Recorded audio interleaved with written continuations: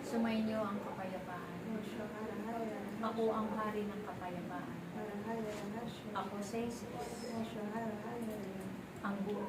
Ang salita at buhay na walang hanggan. Ako ang daan, ang katotohanan at buhay na walang hanggan. Mapalad ang komunidad na ito sapagkat patuloy kayo na ginagampanan ninyo ang tungkulin na iniatang ng Diyos sa bawat isa sa inyo. Ang Ama ay nagpapasalamat sa inyong lahat sapagkat patuloy na ginagampanan ninyo ang tungkulin ng bawat isa. Patuloy kayong magkaroon ng salita ng Diyos sapagkat maraming tao na nauuhaw sa salita ng Diyos. Maraming tao na hindi pati kung ano ang tama at mali. Kung ano, kung bakit sila ay narito sa mundo sapagkat hindi nila pati na ang Diyos na may Diyos na dapat nilang sampahin at paborito. Silang lahat ay patuloy na gumagawa ng kasalanan sapagkat hindi nila pati kung ano ang mabuti sa kanilang mga buhay. Sapagkat sa salita ng Diyos na mapapakinggan nila, tunay na sila ay mababago ang kanilang mga buhay. Tulad ninyo, nung kayo ay tinawag ng Diyos, kayong lahat ay kanyang tinawag. Binago niya ang inyong buhay. Kaya nawa ang bawat isa sa inyo na kanyang tinawag at hinirang sa kawan niyo.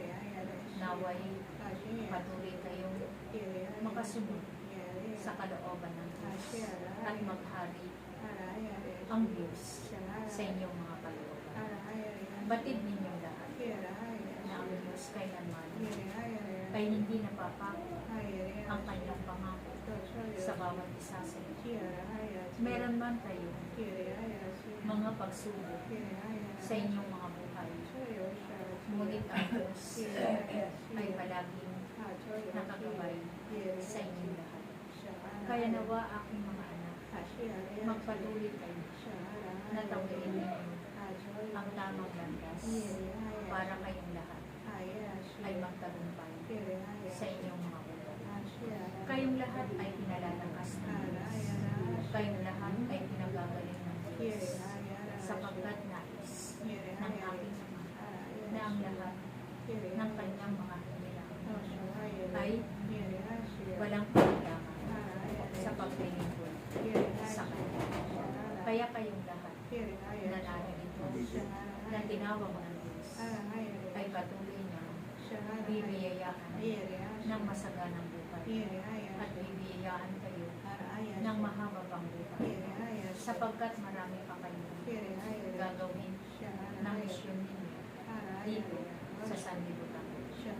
Kaya aking mga anak, magpatuloy lang kayo, mag-aral ng salita ng Diyos. Umayo kayo at ipalaganap ang kabutihan ng Diyos. Ipakilala ninyo ang pangalan ng Diyos upang silang lahat ay makilala niya na may Diyos na naghihinga sa kanilang lahat.